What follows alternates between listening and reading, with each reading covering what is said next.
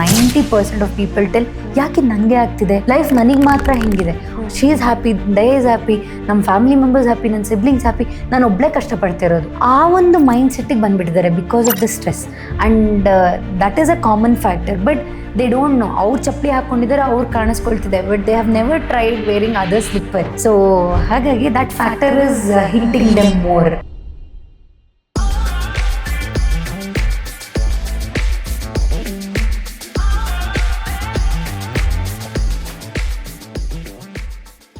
Okay, basically almost ಒಂದ್ಸತಿ 2 ಸತಿ ಬಿಟ್ರೆ ಕಂಪ್ಲೀಟ್ಲಿ ಆನ್ಲೈನ್ ಕ್ಲಾಸಸ್ ನಾನು ಮಾಡಿರೋಂಥದ್ದು. ಯಾಕೆ ಆನ್ಲೈನ್ ಅಂತ ಅಂದ್ರೆ so that it is accessible to everyone. ಯಾಕೆಂದ್ರೆ ಬಿಸಿ ಸ್ಕೆಡ್ಯೂಲ್ ಅಲ್ಲಿ ಟೈಮ್ ಮಾಡ್ಕೊಳ್ಳಿ, 3 days ತೆಗ್ದಿಡಿ ಬನ್ನಿ ಅಂದ್ರೆ ಮೇ ಬಿ 10 ಜನದಲ್ಲಿ ಒಬ್ರು ಬರ್ಬೋದು. ಅದೇ if it is online and in comfort of their home ಅಂತ ಅಂದಾಗ 10 ಜನದಲ್ಲಿ 9 ಜನ ಆದ್ರೂ ವಿಲ್ ಶೋ ಇಂಟ್ರೆಸ್ಟ್. ಸೊ ಹಾಗಾಗಿ it is completely online. And 2 ರೀತಿ ಇದೆ. ಮಂಡಲ ವರ್ಕ್ಶಾಪ್ ಅಂತ ನಾನು ಮಾಡಿದಾಗ ಕೂಡ 2 ರೀತಿ ಮಾಡ್ತೀನಿ. ಈ ಆರ್ಟ್ನ ಬರೀ ಮೆಂಟಲ್ ಹೆಲ್ತಿಗೆ ನಾನು ಕಲ್ತ್ರೆ ನನಗೆ ಸಾಕು, ನನಗೊಂದು ಮೆಡಿಟೇಷನ್ ಬರಬೇಕು, ನಂಗೆ ಮೆಡಿಟೇಷನ್ ಮಾಡೋದಕ್ಕಾಗಲ್ಲ ಕೂತ್ಕೊಂಡು. ಈ ಆರ್ಟ್ ನಂಗೆ ಹೆಲ್ಪ್ ಮಾಡುತ್ತೆ ಅಂತ ಗೊತ್ತಾಗಿದೆ, ಕಲೀಲಿಕ್ಕೆ ಇಷ್ಟ ಇದೆ, ನಂಗೆ ಆ ಪರ್ಸ್ಪೆಕ್ಟಿವಿಗೆ ಮಾತ್ರ ಆರ್ಟ್ ಬೇಕು ಅಂದರೆ ದಟ್ ಈಸ್ ಕಂಪ್ಲೀಟ್ಲಿ ಡಿಫ್ರೆಂಟ್. ಅದು ಹೆಂಗೆ ಅಂತ ಅಂದರೆ ಜಸ್ಟ್ ಮೆಡಿಟೇಷನಿಗೆ ಏನು ಬೇಕು ಒಂದು 3 steps ಇರುತ್ತೆ.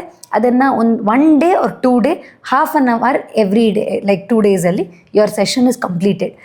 half an hour 2 ದಿನ ನೀವು ಅಟೆಂಡ್ ಮಾಡಿದ್ರೆ ಅಂದರೆ lifelong you can do this art for your mental health. Second kind of workshop is for people who want to learn this art ಅಂತ ಅಂದರೆ ಮುಂದೆ ಪ್ಯಾಷನ್ ಆಗಿ ತೊಗೊಳ್ಬೇಕು ಈ ಆರ್ಟ್ನ, ನಾನು ಬೇರೆಯವ್ರಿಗೆ ಗಿಫ್ಟಿಂಗೇ ನಾನು ಕಲಿಬೇಕು ಈ ಆರ್ಟ್ನ, ನಂಗೆ ಆರ್ಟ್ ಕಲೀಲಿಕ್ಕೆ ಇಷ್ಟ, ಬಟ್ ಪೇಂಟಿಂಗ್ ಎಲ್ಲ ನಂಗೆ ಮಾಡ್ಲಿಕ್ಕೆ ಬರಲ್ಲ, ಬಟ್ ಇದು ನೋಡಿಕ್ಕೂ ಚೆನ್ನಾಗಿದೆ, ನಂಗೆ ಮಾಡಿದ್ರೆ ಸ್ಯಾಟಿಸ್ಫ್ಯಾಕ್ಷನ್ ಇರುತ್ತೆ ಅಂದಾಗ ಅದಕ್ಕೆ ಡಿಫ್ರೆಂಟ್ ಕೈಂಡ್ಸ್ ಆಫ್ ಕೋರ್ಸ್ ಇರುತ್ತೆ. ಅಲ್ಲಿ basic level, intermediate level, advance level, ಈ ರೀತಿ 3 ಸೆಕ್ಷನಲ್ಲಿ ನಾನು ವರ್ಕ್ಶಾಪ್ಸ್ ಮಾಡ್ತೀನಿ. ಸೊ ಈ 2 ವರ್ಕ್ಶಾಪ್ಸ್ದು ಇಂಟೆನ್ಷನ್ ಬೇರೆ. ಇಲ್ಲಿ they want to heal themself as well, plus ಅವ್ರಿಗೆ ಪ್ಯಾಷನ್ ಆಗಿ ತಗೊಳ್ಳೋದು ಹೋಗೋಕ್ಕಿರತ್ತೆ. ಇಲ್ಲಿ ಇವರಿಗೆ ಜಸ್ಟ್ ನಂಗೆ ಮೆಡಿಟೇಷನ್ ಮಾಡೋದಕ್ಕೆ ಬರಲ್ಲ, ಮೆಡಿಟೇಷನ್ ಸಬ್ಸ್ಟಿಟ್ಯೂಟ್ ಆಗಿ ನಾನು ಈ ಆರ್ಟ್ ಕಲಿತೀನಿ ಅನ್ನೋರಿಗೆ ವರ್ಕ್ಶಾಪ್ ರೀತಿ ಬೇರೆ ಇರುತ್ತೆ. ಸೊ ನಿಮ್ಮ ಪ್ರಕಾರ ಇವಾಗ ಮಂಡಲ ಆರ್ಟ್ ಅನ್ನೋದು ಚಿತ್ರ ಬಿಡಿಸೋಕೆ ಬರದೇ ಇರೋರು ಕೂಡ ಕಲಿಬಹುದು? ಎಸ್, ನಾನು ಆಗ್ಲೇ ಹೇಳ್ದಂಗೆ ಒಂದು ಪೆನ್ನು ಒಂದು ಪೇಪರು ಇಟ್ಕೊಳ್ಳೋದಕ್ಕೆ ಬಂದ್ರೆ ಈ ಆರ್ಟ್ ಕಲಿಯೋದಕ್ಕೆ ವೆರಿ ಈಸಿ. ಈವನ್ 60, ನಾನು ನಿಮ್ಗೆ ಅವಾಗೆ ಹೇಳ್ತಿದ್ದೆ, ಕೋವಿಡ್ ಟೈಮಲ್ಲಿ ನಮಗೆ kids from age of 6 to 60 ನಾವು ವರ್ಕ್ಶಾಪ್ ಮಾಡಿದ್ದಂತಹ age groups. So any one base from 6 to death ತನಕ ಕೂಡ they can learn this art easily, effortlessly. ಬ್ರಹ್ಮವಿದ್ಯೆ ಅಲ್ಲ, ಒಂದು ಚಿಕ್ಕ ವಿದ್ಯೆನೂ ಅಲ್ಲ ಇದು, ಅಷ್ಟು ಈಸಿಯಾಗಿ ದೇ ಕ್ಯಾನ್ ಲರ್ನ್. ನೀವು ಅವಾಗ ಹೇಳಿದ್ವಿ ಒಂದು ಕಿಡ್ದು ಎಕ್ಸಾಂಪಲ್ ಕೊಟ್ಟೆ, ಅವನು ಎಷ್ಟು ಒಂದು 2 months ಅಲ್ಲಿ ಎಷ್ಟು ಈಸಿಯಾಗಿ ಬದಲಾವಣೆ ಗೊತ್ತಾಯ್ತು ಅಂತ. ಇನ್ನೊಂದು ಇವಾಗ ಕಿಡ್ದಾಯ್ತು, ಇವಾಗ ಒಂದು ಯುತ್ ಆಗಿರ್ಬೋದು, ಸ್ವಲ್ಪ ಏಜ್ ಆದವ್ರಾಗಿರ್ಬೋದು, ನೀವು ಸಿನ್ಸ್ ನೀವು ಗೈಡ್ ಮಾಡ್ತಾ ಇರೋದ್ರಿಂದ ನೀವು ಆ ತರ ಒಂದು ಪ್ರಾಸೆಸ್ ಅಲ್ಲಿ ಇರುವಾಗ ನೀವು ಕಂಡಂತ ಒಂದು ಅದ್ಭುತವಾದ ಒಂದು ಬದಲಾವಣೆ ಅಂದ್ರೆ ಯಾವುದು, ನಿಮ್ಗೆ ಆಶ್ಚರ್ಯ ಆಗೋಯ್ತು ಅನ್ನೋದಾದ್ರೆ? ಆಶ್ಚರ್ಯ ಅನ್ನೋದಕ್ಕಿಂತ ಎಮೋಷನಲಿ ಐ ಫೆಲ್ಟ್ ಹ್ಯಾಪಿ ಅನ್ನೋದಾದ್ರೆ, I had one lady, she was somewhere 48 years age. ಅವರು when she was before marriage she was very active in her life. But over the years ಮದುವೆ ಆದಮೇಲೆ because of marriage complications she was like ಏನೋ ಬದುಕ್ತಿದ್ದೀನಿ because ಸಾಯೋದಕ್ಕೂ ಧೈರ್ಯ ಇಲ್ಲ ನನಗೆ. This was her mental status. But she wanted to at least ನಾನು ಇರೋ ದಿನ ಚೆನ್ನಾಗಿ ನನ್ನನ್ನು ಯಾರು ನೋಡ್ಕೊಳ್ಳಿಲ್ಲ ಅಂದ್ರೆ ನನ್ನನ್ನು ನಾನು ನೋಡ್ಕೊಳ್ಳೋ ಕೆಪಾಸಿಟಿಯಲ್ಲಾದರೂ ನಾನು ಇರಬೇಕು ಅನ್ನೋದಕ್ಕಷ್ಟೇ she was taking treatment. But from mentally she was completely off. ಏನು ಕಲೀಲಿಕ್ಕೂ ಆಸಕ್ತಿ ಇಲ್ಲ, ಏನು ಮಾಡಲಿಕ್ಕೂ ಆಸಕ್ತಿ ಇಲ್ಲ. ಎವ್ರಿ ಡೇ ಟ್ರೀಟ್ಮೆಂಟಲ್ಲಿ, every day when I meet her she use to cry. ನಾನೇ ಕೇಳ್ತಿದ್ದೆ, ಕಣ್ಣಲ್ಲಿ ನೀರು ಬತ್ತೋಗ್ತಾ ಇಲ್ವಾ ನಿಮಗೆ, ಇನ್ನಾಳು ಬರ್ತಾ ಇದೆಯಾ ಅಂತ. That much pain she always carried.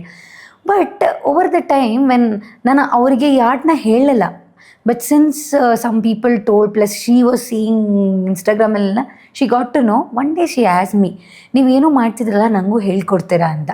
Like sure ಅಂತ ಹೇಳಿ one day I spent an hour. Next ಡೇಯಿಂದ I had my juniors whom I had trained already. ಅವರಿಗೆ I had told her to train for couple of days. Within 1 week I see she is actually happy in life. She was like, I did this art, tomorrow I'm planning to do this. She used to Google for few artworks, ಅಂದರೆ ನಾಳೆ ಏನು ಮಾಡಬೇಕು ಅಂತ screenshot ತೆಗೆದಿಟ್ಕೊಳ್ಳೋರು. ಆ women almost 1 month treatment she was very well to do. ಅವ್ರ bank balance ಬೇಜಾರೇ ಇಲ್ಲ ಅಂತಂದ್ರೆ she use to ready to spend any amount of time but any amount of money. ಆದರೆ 1% ಆಫ್ ಸ್ಯಾಟಿಸ್ಫ್ಯಾಕ್ಷನು ಲೈಫಲ್ಲಿ ಇಲ್ಲದೆ ಇರೋರು ಪ್ಲಸ್ 1% ಉತ್ಸಾಹ ಇಲ್ಲದೆ ಇರೋರು ಸಡನ್ಲಿ 1 week ಆದಮೇಲೆ ನಾಳೆ ಇದನ್ನ ನಾನು ಮಾಡ್ತೀನಿ ಓಕೆನಾ, ನಾಳೆ ಬೆಳಗ್ಗೆನೇ ನಾನು ಮುಗಿಸ್ಕೊಂಡು ಬಿಡ್ತೀನಿ ಓಕೆನಾ, ಇದನ್ನ ನಾನು ಮಾಡಿ ನಿಮಗೆ ಕೊಟ್ಟರೆ ನೀವು ನಿಮ್ಮ ಕ್ಲಿನಿಕಲ್ಲಿ ಹಾಕೋತೀರಾ. This is our excitement. So that's when I understood ಲೈಫಲ್ಲಿ ಹೋಪ್ಸ್ ಕಡಿಮೆ ಆದರೂ ಕೂಡ somewhere this art was giving hopes back. ಯಾಕೆಂದ್ರೆ ಎಸ್ಪೆಷಲಿ ವುಮೆನ್ಸ್ ಅಂತ ಬಂದಾಗ ಒಂದು ಏಜ್ ಆದಮೇಲೆ ಮಕ್ಕಳೆಲ್ಲ ಸೆಟಲ್ ಆಗಿಬಿಟ್ರು ಅಂದರೆ that's when they start feeling lonely. ಮನೆ ಹೌಸ್ ವೈಫ್ ಇರ್ತಾರಲ್ಲ, ವರ್ಕ್ನ ತುಂಬ ವರ್ಷದ ಬಿಟ್ಬಿಟ್ಟಿರ್ತಾರೆ, ಇಲ್ಲ ವರ್ಕ್ ಲೈಫೇ ನೋಡಿರಲ್ಲ ಅವರು. ಓವರ್ ದ ಟೈಮ್ ಏನಾಗುತ್ತೆ, ಮಕ್ಳಿಗೋಸ್ಕರ ಲೈಫ್ನ ಲೀಡ್ ಮಾಡಿಬಿಟ್ಟಿರ್ತಾರೆ. ಆ್ಯಂಡ್ 1 moment ಆಫ್ ಟೈಮ್ ಮಕ್ಳದು ಮದುವೆ ಎಲ್ಲ ಆದಮೇಲಿಂದ that's when life hits them back. ಏನು ಮಾಡ್ಬೇಕು ನಾನು ಇವಾಗ, ನನ್ನ ರೆಸ್ಪಾನ್ಸಿಬಿಲಿಟಿ ಎಲ್ಲ ಮುಗೀತು, ನನಗೇನೂ ಬರಲ್ಲ, ನಮ್ಮ ಮನೆಯಲ್ಲೇ ಇರಬೇಕು. That time if they have some hobby with them, ಏನೋ ಒಂದು ದಿನ ಮುಗಿಯೋಷ್ಟರಲ್ಲಿ ನಾನು ಇದನ್ನು ಮಾಡಬೇಕು ಅನ್ನೋ ಒಂದು ಟಾಸ್ಕ್ ಇದ್ದರೆ ಇಟ್ ವಿಲ್ ಇವೆಂಚುಲಿ ಅವರ ಲೈಫ್ ಕ್ವಾಲಿಟಿ ಇಂಪ್ರೂವ್ ಆಗುತ್ತೆ. ಮೇ ಬಿ ಆ ಒಂದು ಬ್ರಿಡ್ಜ್ಗೆ ಅಂದರೆ ಅವರ ಲೈಫ್ಗೂ ಅವ್ರಿಗೆ ಹೋಪ್ಸ್ ಇಲ್ಲದೆ ಇರೋದಕ್ಕೂ ಒಂದು ಬ್ರಿಡ್ಜ್ ಆಗ್ಬೋದು ಅಂದರೆ ದಿಸ್ ಮಂಡಲ ಕ್ಯಾನ್ ಬಿ ಅ ಬ್ರಿಡ್ಜ್. ನಮ್ಮ ಲೈಫ್ ಸ್ಟೈಲ್ ಕೂಡ ಅದ್ರ ಜೊತೆಗೆ ಇಂಪ್ರೂವ್ ಮಾಡ್ಕೊಂತ ಇರ್ಬೇಕಂದ್ರೆ ಅದು ಕೂಡ ಮ್ಯಾಟರ್ ಆಗುತ್ತೆ ಅಲ್ವಾ? Very true, very true, very true. ಇನ್ನೊಂದು ವಿಷಯ ಏನಪ್ಪಾ ಅಂತಂದ್ರೆ ಮಂಡಲ ಥೆರಪಿ ಒಂದು ಸೆಷನ್ಗೆ ತುಂಬಾ ಜನ ಬರ್ತಾರೆ. ಅವರಲ್ಲಿ ನೀವು ಹೆಚ್ಚಾಗಿ ಒಂದು ಗಮನಿಸಬೇಕಾದಂತ ಒಂದು ಅಂಶ ಅಂದ್ರೆ ಫಾರ್ ಎಕ್ಸಾಂಪಲ್ ಯಾವ ಭಾವನೆ ಅವರಲ್ಲಿ ಜಾಸ್ತಿ ಇರುತ್ತೆ? ಮೆಂಟಲಿ ಯಾವ ಪಾಯಿಂಟ್ ಅಲ್ಲಿ ದೇ ವುಡ್ ಸಿ ನಾ ಹೇಳ್ದಂಗೆ ಆಗ್ಲೇನೆ ಇಟ್ ಇಸ್ ಸ್ಟ್ರೆಸ್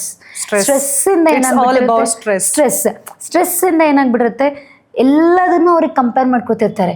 90% ನಾನು ಇವತ್ತು ನೋಡಿರೋರಲ್ಲಿ who told I am very stressed, ಅದಕ್ಕೆ ನಾನು ಇದನ್ನು ಕಲೀಲಿಕ್ಕೆ ಬಂದಿದ್ದೀನಿ ಅನ್ನೋ 90% ಆಫ್ ಪೀಪಲ್ ಟೆಲ್ ಯಾಕೆ ನನಗೆ ಆಗ್ತಿದೆ, ಲೈಫ್ ನನಗೆ ಮಾತ್ರ ಹೆಂಗಿದೆ, she is happy, they is happy, ನಮ್ಮ ಫ್ಯಾಮಿಲಿ ಮೆಂಬರ್ಸ್ ಹ್ಯಾಪಿ, ನನ್ನ ಸಿಬ್ಲಿಂಗ್ಸ್ ಹ್ಯಾಪಿ, ನಾನು ಒಬ್ಬಳೇ ಕಷ್ಟಪಡ್ತಿರೋದು. ಆ ಒಂದು ಮೈಂಡ್ ಸೆಟ್ಟಿಗೆ ಬಂದುಬಿಟ್ಟಿದ್ದಾರೆ because of the stress. And that is a common factor. But they don't know, ಅವ್ರು ಚಪ್ಪಲಿ ಹಾಕ್ಕೊಂಡಿದ್ದಾರೆ, ಅವ್ರು ಕಾಣಿಸ್ಕೊಳ್ತಿದೆ, but they have never tried wearing other slipper. So ಹಾಗಾಗಿ that factor is hinting them more.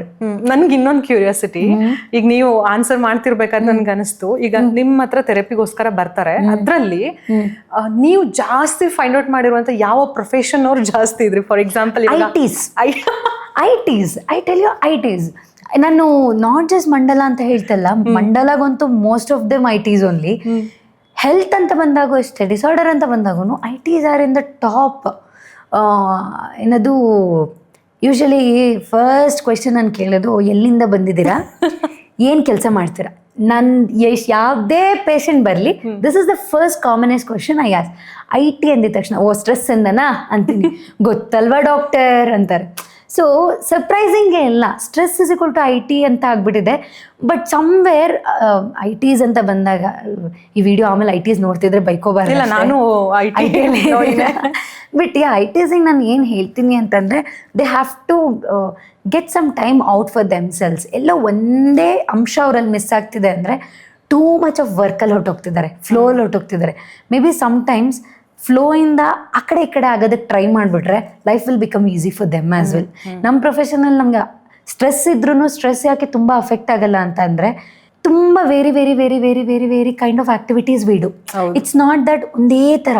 ಹೌದು, ನಾವು ಟ್ರೀಟ್ಮೆಂಟೇ ನಾನು ಮಾಡ್ತಿರ್ಬೋದು, but kind of treatment is very different. Kind of speech that I do is very different. But ನಿಮ್ದು ಹಾಗಲ್ಲ. ನಿಮಗೆ ಗೊತ್ತು, ನಾಳೆ ಬೆಳಗ್ಗೆ 9 ಗಂಟೆಗೆ ಹೋದರೆ ನಾನು ಇದನ್ನೇ ಮಾಡ್ತೀನಿ, 6 ಗಂಟೆಗೆ ಲಾಗೌಟ್ ಮಾಡ್ತೀನಿ, ಹೀಗೆ ಮಾಡ್ತೀನಿ. It is written, there is no change of flow. So ಅದೇ ಫ್ಲೋ ಅಲ್ಲಿ ಸ್ಟಕ್ ಆದಾಗ ಏನಾಗುತ್ತೆ, mentally you go into stress very easily. So ಫ್ಲೋನ ಬ್ರೇಕ್ ಮಾಡೋ ಒಂದು ಹ್ಯಾಬಿಟ್ನ ಕಲ್ತ್ಬಿಟ್ರೆ life will become easy. Since ನಾನು ಕೂಡ IT ಎಂಪ್ಲಾಯಿ ಆಗಿರೋದ್ರಿಂದ ನಾನು ಈ ಕ್ವಶನ್ ಕೇಳ್ತಾ ಇದ್ದೀನಿ. ಅಂದ್ರೆ ಇವಾಗ ಅದರಿಂದ ಹೊರಗಡೆ ಬರೋದು ಹೇಗೆ? ಇವಾಗ IT ಅಲ್ಲಿ ಇರೋರಿಗೆ ಜಾಸ್ತಿ ಸ್ಟ್ರೆಸ್ ಇರುತ್ತೆ, ನೀವು ಹೇಳಿದ್ರಿ ಅವ್ರಿಗೋಸ್ಕರ ಅವ್ರು ಟೈಮ್ ಕೊಟ್ಕೋಬೇಕು, ಬೇರೆ ಬೇರೆ ತರದ ಆಕ್ಟಿವಿಟೀಸ್ ಅಲ್ಲಿ ಅವ್ರನ್ನ ಇನ್ವಾಲ್ವ್ ಮಾಡ್ಕೋಬೇಕು ಅಂತ. ಬಟ್ ಅವ್ರಿಗೆ ಟೈಮೇ ಸಿಗಲ್ವಲ್ಲ, ಹೇಗೆ? ಅದನ್ನೇ ನಾನು ಹೇಳ್ತಾ ಇರೋದು, ಟೈಮ್ ಸಿಗಲ್ಲ ಅಂತ ಅನ್ಕೊಂಡಿರೋರು ನಾವಷ್ಟೇ. ಮಾಡಕ್ಕಾಗಲ್ಲ ಅಂತ ಅನ್ಕೊಳ್ಳೋದಕ್ಕೆ 100 ಕಾರಣ, ಮಾಡಕ್ಕಾಗತ್ತೆ ಅನ್ನೋದಕ್ಕೆ ಒಂದೇ ಕಾರಣ, ಮಾಡ್ತೀನಿ ಇಷ್ಟೇ. This simple it is. ನಾವ್ ಅನ್ಕೊಂಡ್ಬಿಟ್ಟಿದೀವಿ ನಂಗೆ ಟೈಮ್ ಇಲ್ಲ ಅಂಟಿಲ್ ಅನ್ಲೆಸ್ ನಮ್ಗೆ ಅದು ಅವಶ್ಯಕತೆ ಇದೆ. ನೀವ್ ಇವಾಗ ಯಾಕೆ ವರ್ಕ್ಗೆ ಹೋಗ್ತಿದ್ದೀರಾ?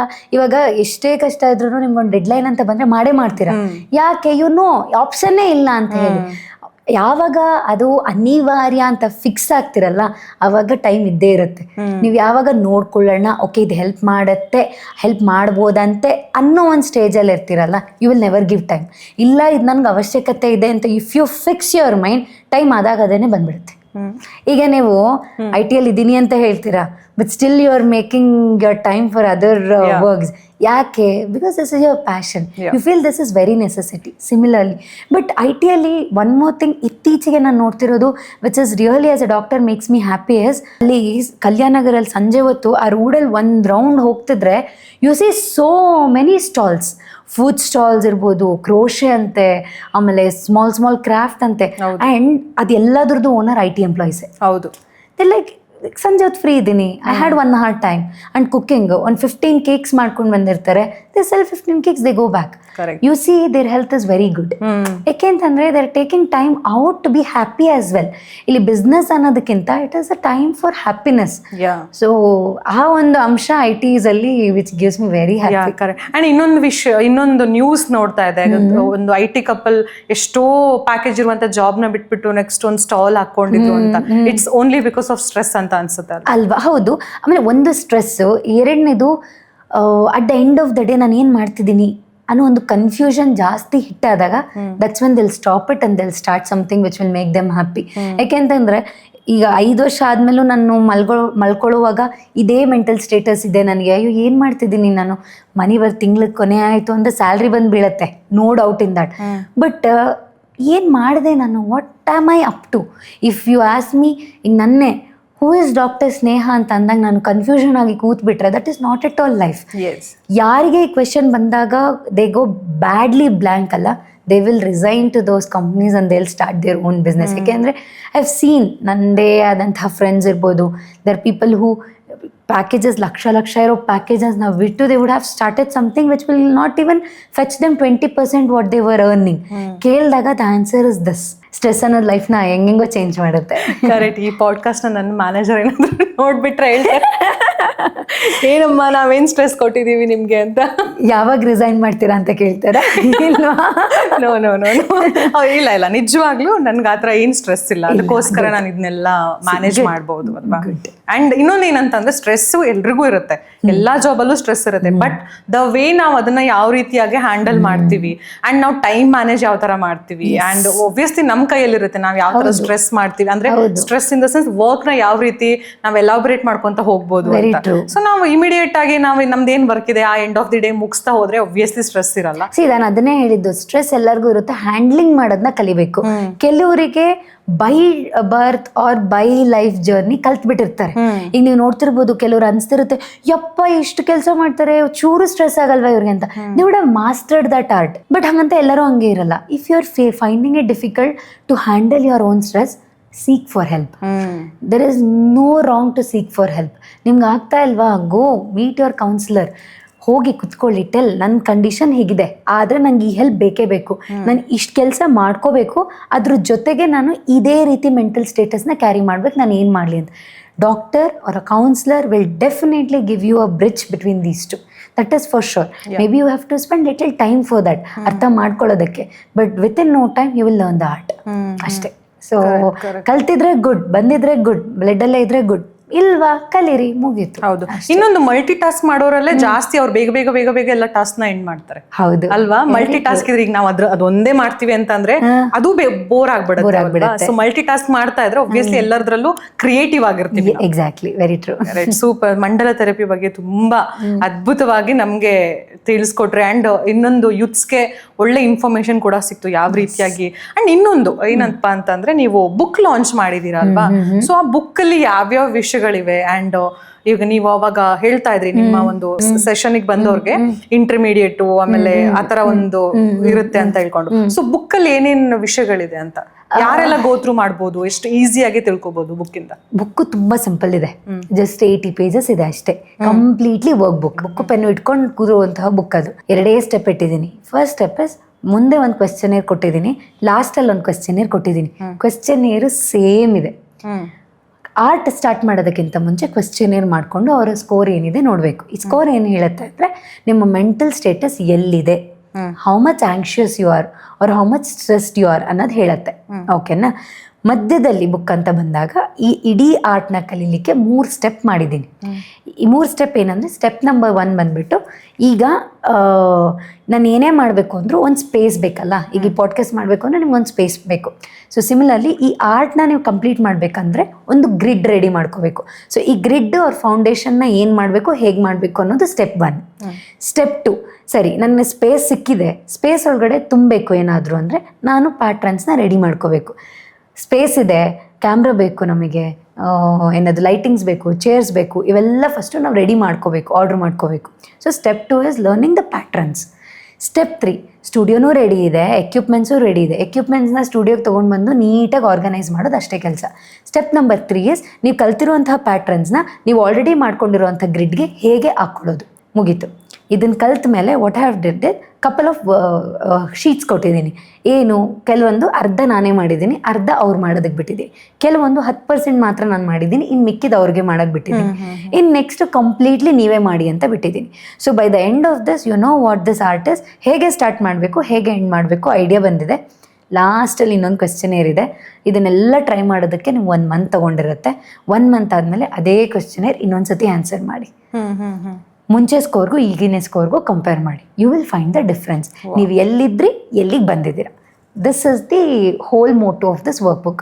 I didn't wanted a book ಓದ್ಕೊಂಡು ಕೂತ್ಕೋಬೇಕು, ಬಿಕಾಸ್ ತುಂಬ ರೇರ್ ಕೂತ್ಕೊಂಡು ಓದೋರು ಇವಾಗ ಬುಕ್ಸ್ನೇ ಮೂವೀಸಾಗಿ ತಂದಿದ್ದಾರೆ. ಸೊ ನೋಡ್ಬಿಟ್ಟು ಸುಮ್ಮನೆ ಆಗಿಬಿಡ್ತಾರೆ. ಸೊ ಹಾಗಾಗಿ ಅದೇ ವರ್ಕ್ ಬುಕ್ ಇದ್ದರೆ every one are interested to do. So ಹಾಗಾಗಿ ಈ ಆರ್ಟ್ನ ಎಲ್ಲರಿಗೂ ವರ್ಕ್ಶಾಪ್ ಅಟೆಂಡ್ ಮಾಡೋದಕ್ಕೆ ಟೈಮ್ ಇರಲ್ಲ, ಎಲ್ಲರಿಗೂ ಆನ್ಲೈನ್ ಆಕ್ಸೆಸ್ ಇರಲ್ಲ. ಸೊ ಯಾರಿಗೆ ಆಗಲಿ ಈ ಬುಕ್ ಸಿಕ್ಕಿತು ಅಂತ ಅಂದರೆ, ಇಫ್ ದೇ ಕೀಪ್ 1 ಮಂತ್ ಆ ಬುಕ್ನ ಟ್ರ್ಯಾಕಲ್ಲಿ ಇಟ್ಕೊಂಡ್ರೆ they learn this art in easy way. ಒಂದು ಮಿನಿ ವರ್ಕ್ಶಾಪ್ನ ಬುಕ್ ಕ್ರಿಯೇಟ್ ಮಾಡಿದ್ದೀರಾ ಅಷ್ಟೇ. ಎಲ್ಲಿ ಸಿಗುತ್ತೆ ಆ ಬುಕ್? ಇದು for now I have been releasing in Instagram ಅಷ್ಟೇ. ಸೂನ್ ಮೇ ಬಿ ಅಮೆಝಾನ್ಸಲ್ಲಿ ಅವೈಲಬಲ್ ಇರುತ್ತೆ. For now it is in Instagram. ಯಾರಿಗೆಲ್ಲ ಹೆಲ್ಪ್ ಆಗುತ್ತೆ ನಿಜವಾಗ್ಲೂ ಬೈ ಮಾಡಬೇಕು ಅದನ್ನ. ನೀವು ಹೇಳ್ತಿರೋದು ನೋಡಿದ್ರೆ ತುಂಬಾ ಇಂಟ್ರೆಸ್ಟಿಂಗ್ ಅಂತ ಅನಿಸ್ತದೆ ಅದು. ಯಾಕಂದ್ರೆ ಬುಕ್ ಅಂದ್ರೆ ಬರೀ ಓದೋದು ಅಂತ ಅನ್ಕೊಂಡಿರ್ತಾರೆ ತುಂಬಾ ಜನ. ಅಂಡ್ ಈ ಬುಕ್ ಅಲ್ಲಿ ವರ್ಕ್ ಅಂದ್ರೆ ನಾ ಈಗ ಹೇಳಿದ್ನಲ್ಲ, ಮಿನಿ ವರ್ಕ್ಶಾಪ್ ತರ.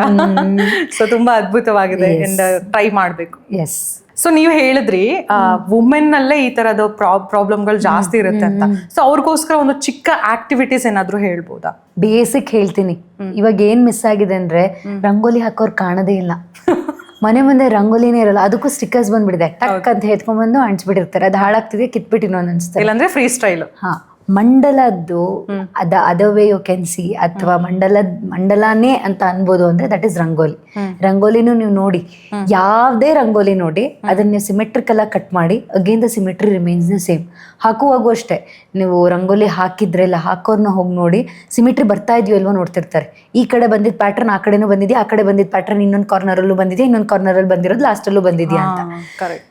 ಸೊ ಇದೇನು ಮಾಡ್ತಿರ್ತಾರೆ, they are stuck in a loop, ಅಂದರೆ ಒಂದು ಸರ್ಕಲ್ ಮಧ್ಯದಲ್ಲಿ ಹೋಗ್ತಿರ್ತಾರೆ. So this is again a form of ಮಂಡಲ.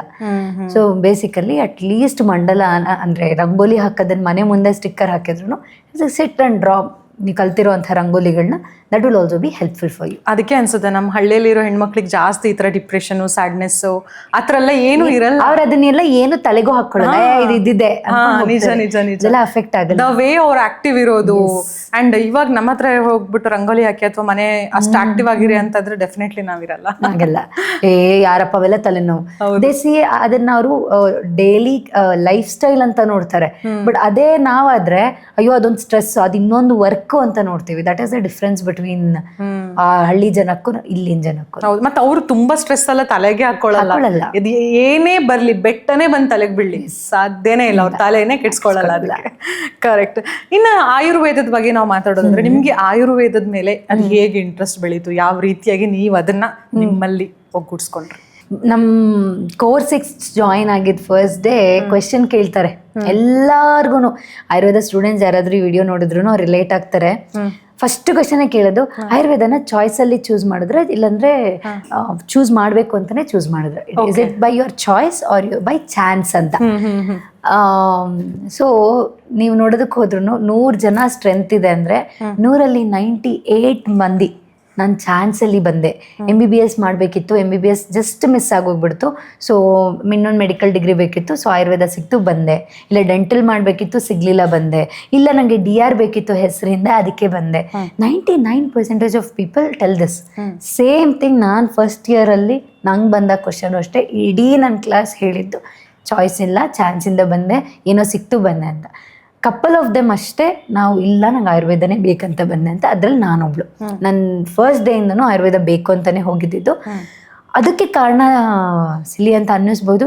MBBS ನಂಗೆ ಇಷ್ಟನೇ ಇರಲಿಲ್ಲ. ನನಗೆ ತುಂಬ ಚಿಕ್ಕವಳಿಂದನೂ ನನ್ನ ಅಪ್ಪಂಗೆ ನನ್ನ MBBS ಮಾಡಬೇಕು ಅಂತ ಆಸೆ ಇತ್ತು. ಅಮ್ಮ ನೆವರ್ ಫೋರ್ಸ್ ಮೀ, ಬಟ್ ಅಪ್ಪಂಗೆ ನಾನು MBBS ಡಾಕ್ಟರ್ ಆಗಬೇಕು ಅಂತ. ಬಟ್ ನಂಗೆ ಇಷ್ಟನೇ ಆಗ್ತಿರಲಿಲ್ಲ. ವೆಟರ್ನರಿ ಮಾಡೋಕ್ಕೆ ತುಂಬ ಇಷ್ಟ ಆಯಿತು. ಬಟ್ ಜಸ್ಟ್ ಒಂದು 200 ರ್ಯಾಂಕಿಂಗ್ಸಲ್ಲಿ ವೆಟರ್ನರಿ ಮಿಸ್ ಆಗೋಯಿತು. ಆಗ ಕುತ್ಕೊಂಡೆ ಒಂದು almost 2-3 months I spent in seeing ಯಾವ ಸೈನ್ಸ್ ಏನು ಬೆನಿಫಿಟ್ಸ್ ಕೊಡುತ್ತೆ, ನನ್ನ ಇಂಟ್ರೆಸ್ಟ್ಗೂ ಅದಕ್ಕೂ ಲಿಂಕ್ ಆಗುತ್ತಾ ಅಂತ. ಆಗ ನನಗೆ ಗೊತ್ತಾಗಿದ್ದು ಆಯುರ್ವೇದದ ಬಗ್ಗೆ. ಬಟ್ ನನಗೆ ಇನ್ನೂ ಒಂದು ಭಯನೂ ಇತ್ತು, ನಂಗೆ ಹಿಂದಿ ಸಹ ಬರ್ತಿರ್ಲಿಲ್ಲ. ಬಟ್ ಇಡೀ ಆಯುರ್ವೇದ ನಿಂತಿರೋದು ಸಂಸ್ಕೃತಲ್ಲಿ. ತುಂಬ ಚಾಲೆಂಜಿಂಗ್ ಇತ್ತು. ಕೇಳಿದ್ರು ನಮ್ಮ ಮನೆಯಲ್ಲೂ, ಹಿಂದಿನೇ ಬರಲ್ಲ, ಆರ್ ಯು ರಿಯಲಿ ಓಕೆ ಅಂತ ಹೇಳಿ. ಇಲ್ಲ ನಾನು ನುಗ್ತೀನಿ ಅಂತ ಬಂದೆ. First year was very hard to me. ಯಾಕೆಂತಂದರೆ ಹಿಂದಿ ಅಕ್ಷರಗಳು ಬರಲ್ಲ ನನಗೆ, ಏನೂ ಬರ್ತಿರ್ಲಿಲ್ಲ. ಐ ಲರ್ನ್ಟ್ ಆಯುರ್ವೇದ ಫ್ರಮ್ ಅಂದರೆ ನಾನು ಆಯುರ್ವೇದ ಓದಬೇಕು, ನಮ್ಮ ಗ್ರಂಥಗಳನ್ನ ಓದಬೇಕು ಅಂತಂದರೆ ನನಗೆ ಸಂಸ್ಕೃತ ಬರಬೇಕಂದ್ರೆ ಬೇಸಿಕ್ ಹಿಂದಿ ಬರಬೇಕು. ಸೊ ನಾನು ಆಯುರ್ವೇದನ ಇವತ್ತಿಗೂ ಯಾಕೆ ಸ್ಟ್ರಾಂಗಾಗಿ ಫಾಲೋ ಮಾಡ್ತೀನಿ ಅಂದರೆ I have given that much amount of hard work. ಹಿಂದಿನ ಫಸ್ಟ್ ಕಲಿತು, ಆಮೇಲೆ ಅದನ್ನು ಜೋಡ್ಸೋದನ್ನ ಕಲಿತು, ಆಮೇಲೆ ಅದನ್ನು ಶ್ಲೋಕ ಓದೋದನ್ನ ಕಲಿತು, ಶ್ಲೋಕಗಳನ್ನ ನೆನ್ಪಿಟ್ಕೊಳ್ಳೋದನ್ನ ಕಲಿತು, ಅಂಡ್ ದೆನ್ ಶ್ಲೋಕಗಳು ಏನು ಅರ್ಥ ಕೊಡ್ತಿದೆ ಅಂತ ಅರ್ಥ ಮಾಡಿಕೊಂಡು ಅದಾದಮೇಲಿಂದ I started to treat. So ಹೀಗಿತ್ತು ನನ್ನ ಆಯುರ್ವೇದ ಜರ್ನಿ. ಆ್ಯಂಡ್ ಎಲ್ಲೂ ನನಗೆ ಆಯುರ್ವೇದ ಕೈ ಕೊಟ್ಟಿಲ್ಲ ನನ್ನ ಲೈಫಲ್ಲಿ. ನನಗೆ ಮೈಗ್ರೇನ್ ಇಶ್ಯೂಸ್ ಇತ್ತು, ಇಯರ್ಸಿಂದ ಇತ್ತು. ತುಂಬ ಸ್ಕ್ಯಾನಿಂಗ್ ಮಾಡಿಸಿದ್ರು ಮನೆಯಲ್ಲಿ ಚಿಕ್ಕವಳಿದ್ದಾಗ. ನಮ್ಗೆ ಗೊತ್ತಿರಲಿಲ್ಲ, ಚಿಕ್ಕವರೆಲ್ಲ ಏನು ಪೇರೆಂಟ್ಸ್ ಎಲ್ಲಿಗೆ ಕರ್ಕೊಂಡು ಹೋಗ್ತಾರೋ ಅಲ್ಲಿಗೆ ಹೋಗ್ತೀವಿ, ಸ್ಕ್ಯಾನಿಂಗ್ ಆಗುತ್ತೆ, medicines. No doctor could treat me for migraine. ಆಯುರ್ವೇದಕ್ಕೆ ಎಂಟ್ರ್ ಆದೆ, ಆಗಲೂ ಅಷ್ಟೇ almost 6 months every week 2 to 3 episodes of migraines ಬರ್ತಿತ್ತು. Then one of my teacher told, you have come to Ayurveda, ಇನ್ನೂ ಟ್ರೀಟ್ಮೆಂಟ್ ತೊಗೊಂಡಿಲ್ಲ ಕೂತಿದ್ಯಾ, ಟೇಕ್ ದ ಟ್ರೀಟ್ಮೆಂಟ್. 6 months ನಿಂದಲ್ಲ, ನಿನ್ನ ಆರೋಗ್ಯಕ್ಕೆ ಅಂತ ಇಟ್ಬಿಡು. ಬಟ್ 6 months ಅಂದಿದ್ದು 3 months ಅಷ್ಟೇ I dedicatedly gave for my treatment. ಇವತ್ತಿಗೂ ಎಲ್ಲೋ 3-4 months ಒಂದ್ಸತಿ ಹೆಡ್ಏಕ್ ಬರುತ್ತೆ. Touch wood. ವೀಕ್ಲಿಗೆ 3 times ಹೆಡ್ಏಕ್ ಬರ್ತಿದ್ದು, 3 times ಐ ಯೂಡ್ಸ್ ಟು ವಾಮಿಟ್ ಆಫ್. ಇದೆಲ್ಲ ಆದಮೇಲೆ ಹೆಡ್ಏಕ್ ಕಡಿಮೆ ಆಗ್ತಿದ್ದು. ಈಗ 3 months 4 months ಏನೋ ತುಂಬ ಟ್ರಿಗರ್ ಆಯಿತು ಅಂದರೆ ಮಾತ್ರ I feel that headache. So ಇಯರ್ಸಿಂದ ಸಾಲ್ವ್ ಆಗದಿದ್ದು ನಂದು ಒಂದು issue just within 3 months solve ಆಯಿತು. That's when I thought okay, ನಾನು ಏನೇ ಮಾಡಿದ್ರು ಇದರಲ್ಲಿ ಸೊಲ್ಯೂಷನ್ ಸಿಗುತ್ತೆ ಅಂತ. Over the time I saw cases. ಈಗ ನಾನು ಓದೋದು ಬಂದು SDM ಆಯುರ್ವೇದ ಕಾಲೇಜಲ್ಲಿ, ಶ್ರೀ ಧರ್ಮಸ್ಥಳ ಮಂಜುನಾಥೇಶ್ವರ ಕಾಲೇಜಲ್ಲಿ, ಹಾಸನಲ್ಲಿ. ಅದು ಹೆಗ್ಡೆ ಅವ್ರದ್ದು ಸಂಸ್ಥೆ ಆಗಿರೋದ್ರಿಂದ ಸಾಕಷ್ಟು ಪೇಷಂಟ್ಸ್ ನಮಗೆ. ಯಾಕೆಂದರೆ ನಮ್ದು ಕನ್ಸಲ್ಟೇಷನ್ ಫೀಸ್ ಇರೋದು 20 ರೂಪಾಯಿ. ಸೊ ಸುತ್ತಮುತ್ತ ಹಳ್ಳಿ ಜನ ಎಲ್ಲ ಬರ್ತಾರೆ, ಯಾವಾಗ ನೋಡಿ ನೀವು ರಶ್ ಇರುತ್ತೆ ಹಾಸ್ಪಿಟಲ್ಲು. ಸೊ ಪೇಷಂಟ್ ಎಕ್ಸ್ಪೋಜರ್ ಜಾಸ್ತಿ ಇತ್ತು. ಆ್ಯಂಡ್ ಯಾವುದೇ ಪೇಷಂಟ್ ಟ್ರೀಟ್ಮೆಂಟಿಗೆ ಬಂದರೂ ರಿಸಲ್ಟ್ ಇಲ್ಲ ಅಂತ ಹೇಳಿದ ಮಾತೇ ಕೇಳಿರಲಿಲ್ಲ ನಾನು. ಸೊ ಫಸ್ಟ್ ಇಯರಲ್ಲೇ ನನಗೆ ಆ ಗ್ರಿಪ್ ಸಿಕ್ತು. ಓಕೆ, ನನಗೆ ಬಂದಿರೋ ಸೈನ್ಸ್ ಹೆಂಗಿದೆ ಅಂದರೆ ಜನ ನಂಬಿದ್ರೆ ರಿಸಲ್ಟ್ ಸಿಗುತ್ತೆ. ಸೊ ನಾನೇನು ಮಾಡಬೇಕು, ಆ ರಿಸಲ್ಟ್ ಕೊಡೋಳಾಗಬೇಕು ಅಷ್ಟೇ. ಸೊ ಸೆಕೆಂಡ್ ಇಯರಿಂದ ಸ್ಟ್ರಾಂಗಾಗಿ ಫೌಂಡೇಶನ್ ಇಟ್ಕೊಂಡೆ.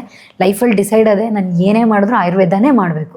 ನಾನು ಎಲ್ಲೇ ತೊಗೊಂಡು ಹೋಗಲಿ, ನಾನು ಪ್ಯಾಷನಿಂದ ಏನಾದರೂ ಕಲೀಲಿ. ಫಾರ್ ಎಕ್ಸಾಂಪಲ್ ಕಂಟೆಂಟ್ ಕ್ರಿಯೇಷನ್ ನಂಗೆ ಇಷ್ಟ ಆಯಿತು, ನಾನು ಇನ್ಸ್ಟಾಗ್ರಾಮ್ ತೆಗಿತೀನ, ಅದು ಆಯುರ್ವೇದ ಬೇಸಿಸ್ ಮೇಲೆ ಇರಬೇಕು.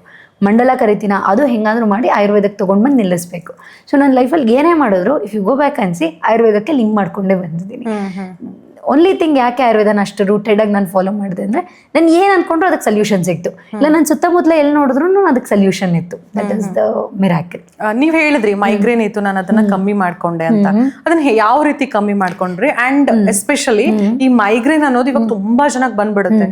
ಯಾವ್ದಕ್ಕೋಸ್ಕರ ಬರುತ್ತೆ ಅಂಡ್ ಯಾವ ರೀತಿಯಾಗಿ ಅದನ್ನ ಕ್ಯೂರ್ ಮಾಡ್ಕೋಬಹುದು?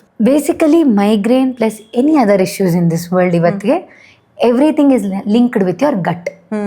ನಮ್ಮ ಹೊಟ್ಟೆ ಆರೋಗ್ಯ ಅಂದ್ರೆ ನಮ್ಮ ಗಟ್ ಸಿಸ್ಟಮ್, ಡೈಜೆಸ್ಟಿವ್ ಸಿಸ್ಟಮ್ ಅಂತ ನಾವೇನು ಹೇಳ್ತೀವಿ, ಇಲ್ಲಿ ಎಲ್ಲೋ ಒಂದ್ ಕಡೆ ಹ್ಯಾಂಪರ್ ಆದ್ರೆ ಅಷ್ಟೇ ಮೈಗ್ರೇನ್ ಇಶ್ಯೂ ಟ್ರಿಗರ್ ಆಗೋದು. ಮೈಗ್ರೇನ್ ಏನೋ ಸ್ಟ್ರೆಸ್ ತಗೊಂಡ್ರೆ ಅದಕ್ಕಷ್ಟೇ ಬಂತು. ಸ್ಟ್ರೆಸ್ ತಗೊಂಡು ಸ್ಟ್ರೆಸ್ಸಿಂದ ಗಟ್ ಹೆಲ್ತ್ ಹಾಳಾಗಿದ್ರೆ ಮಾತ್ರ ಮೈಗ್ರೇನ್ ಟ್ರಿಗರ್ ಆಗುತ್ತೆ. ಇಲ್ಲ ಬೇರೆ ಏನೋ ತಿಂದ್ರಿ, ತಿಂದಾಗ ಗಟ್ ಹೆಲ್ತ್ ಹಾಳಾಯ್ತು ಅಂದ್ರೆ ಮಾತ್ರ ಮೈಗ್ರೇನ್ ಟ್ರಿಗರ್ ಆಗುತ್ತೆ. ಎಲ್ಲೇ ಹೋಗಿ ತುಂಬಾ ಕಾರಣಗಳಿರ್ಬೋದು, but the root cause is similar. Gut health ಹಾಳಾಗ್ತದೆ. ಗಟ್ ಹೆಲ್ತ್ ನ ಸರಿ ಮಾಡ್ಕೊಂಡ್ರೆ ರೂಟ್ ಕಾಸ್ನ ಟ್ರೀಟ್ಮೆಂಟ್ ಮಾಡ್ದಂಗೆ. So already your issue will be resolve. ನನ್ನ ಟ್ರೀಟ್ಮೆಂಟ್ ಆಗಿದ್ದು ಅಷ್ಟೇ. ಸೊ ನನ್ನ ಗಟ್ ಸಿಸ್ಟಮ್ ಸರಿ ಇಲ್ದಿದ್ದರಿಂದ that is when I landed up to migraine. But ಎಲ್ಲರೂ ಏನು ಮಾಡೋದಕ್ಕೆ ಟ್ರೈ ಮಾಡಿದ್ರು, ಹೆಡೇಕ್ ಬರ್ತಿದೆ ಪೇನ್ ಕಿಲ್ಲರ್ಸ್ ಕೊಡು. ಏನಾಗ್ತಿತ್ತು, ಹೆಡೇಕ್ ಬಂತ ನಾನು ಟ್ಯಾಬ್ಲೆಟ್ ತೊಗೊಂಡ ಇಮಿಡಿಯೇಟ್ಲಿ ಸರಿ ಹೋಗುತ್ತೆ, ಬಿಕಾಸ್ ಮಾಸ್ಕಿಂಗ್ ಏಜೆಂಟ್ ಆಯಿತು. ಬಟ್ ಪ್ರಾಬ್ಲಮ್ ಎಲ್ಲಿದೆ, ಅದೇ ಸಾರ್ಟ್ ಔಟ್ ಆಗ್ತಿಲ್ಲ.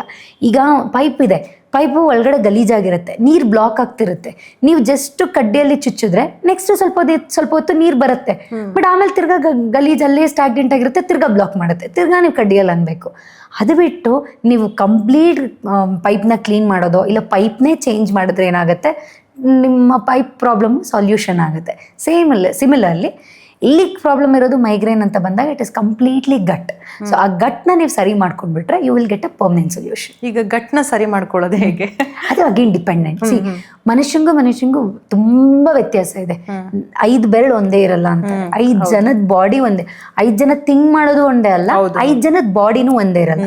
ಈಗ ನೀವೇನಾದ್ರೂ ಗ್ಲಾನ್ಸ್ ಆಗಿ ಕೇಳಿದ್ರೆ ಆಯುರ್ವೇದ ನಂಬುವಂಥದ್ದು ವಾತ ಪಿತ್ತ ಕಫ ಅಂತ ಹೇಳ್ತೀವಿ, ತ್ರಿದೋಷ ಅಂತ ಹೇಳ್ತೀವಿ. ಯಾವ ಮನುಷ್ಯ ತಗೊಳ್ಳಿ ಈ ತ್ರಿದೋಷ ಇದ್ದೇ ಇರುತ್ತೆ. ಬಟ್ ಒಬ್ಬೊಬ್ಬನಿಗೆ ಒಂದೊಂದು ಪ್ರಿಡಾಮಿನೆಂಟ್ ಆಗಿರುತ್ತೆ. ಕೆಲವ್ರಿಗೆ ಬಾಡಿಯಲ್ಲಿ ಪಿತ್ತ ಜಾಸ್ತಿ ಇರುತ್ತೆ, ಕೆಲವ್ರಿಗೆ ವಾತ ಜಾಸ್ತಿ ಇರುತ್ತೆ, ಕೆಲವ್ರಿಗೆ ಕಫ ಜಾಸ್ತಿ ಇರುತ್ತೆ. ಅದಕ್ಕೇನೆ ಈಗ ಏನಾಗುತ್ತೆ, ಜ್ವರ ಬಂತು ಅಂದ್ರೆ ನೀವು ಮೆಡಿಸಿನ್ ತಗೋಬೇಕು ನಾರ್ಮಲಿ ಅಂದ್ರೆ ಏನ್ ಮಾಡ್ತೀರಾ, ಒಂದು ಪ್ಯಾರಾಸಿಟಮಲ್ ಒಂದು ಡೋಲೋನೋ ಹಾಕೋತೀರಾ, ಜ್ವರ ಹೋಗುತ್ತೆ.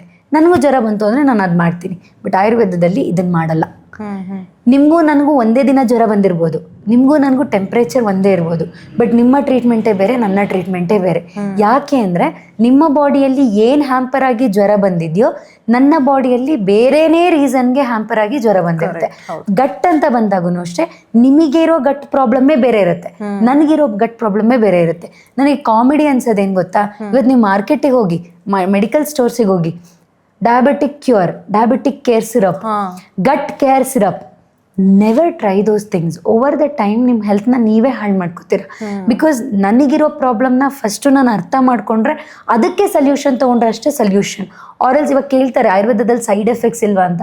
ಯಾವಾಗ ಸೈಡ್ ಎಫೆಕ್ಟ್ಸ್ ಆಗುತ್ತೆ ಅಂದರೆ ಈ ಸಿಚುವೇಶನಲ್ಲಿ ಆಗುತ್ತೆ. ಅದು ಆಯುರ್ವೇದ ಹರ್ಬೇ ಇರ್ಬೋದು, ಆಯುರ್ವೇದ ಮೆಡಿಸನ್ನೇ ಆಗಿರ್ಬೋದು, ಬಟ್ ಅದು ನಿಮ್ಮ ಬಾಡಿ ಕಂಡೀಷನ್ಗೆ ಅಲ್ಲ ಅಂತ ಅಂದರೆ ಅದು ಸೈಡ್ ಎಫೆಕ್ಟ್ ಕೊಡುತ್ತೆ. ಹೌದು ಹೌದು.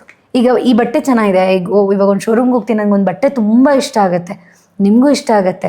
ಆದರೆ ಅದು ನನಗೆ ಸೆಟ್ ಆಗ್ಬೋದು, ನನ್ನ ಸೈಜಿಗೆ ಫಿಟ್ ಆಗ್ಬೋದು. ನಿಮಗೆ ಫಿಟ್ ಆಗಿಲ್ಲ ಅಂತ ತೊಗೊಂಡ್ರೆ ವಿಲ್ ಯು ಯೂಸ್ ಇಟ್? ನಿಮಗೆ ಆರಾಮ್ ಅನ್ಸುತ್ತಾ, ನಿಮಗೆ ಖುಷಿ ಕೊಡುತ್ತಾ? ಹೊರಗಡೆ ಹಾಕೊಂಡು ಹೋದ್ರೆ will you feel happy? No. Similarly same medicine ನನಗೆ ರಿಸಲ್ಟ್ ಕೊಟ್ಟಿರ್ಬೋದು, ನಿಮಗೆ ಯಾಕೆ ಕೊಡ್ತಿರಲ್ಲ ಅಂದರೆ ಅದು ನಿಮ್ಮ ಬಾಡಿ ಟೈಪ್ ಅಲ್ಲ. ಕರೆಕ್ಟ್. ಬಟ್ ಅದು ನಿಮ್ಮ ಬಾಡಿ ಟೈಪ್ ಹೌದೋ ಅಲ್ವೋ ಅಂತ ಅರ್ಥ ಮಾಡ್ಕೊಳ್ಳೋದು ಹೇಗೆ? ಹಾಗೆ ನಿಮ್ಮ ಡಾಕ್ಟರ್ ಜೊತೆ ಮಾತಾಡಿದಾಗ ಅಷ್ಟೇ.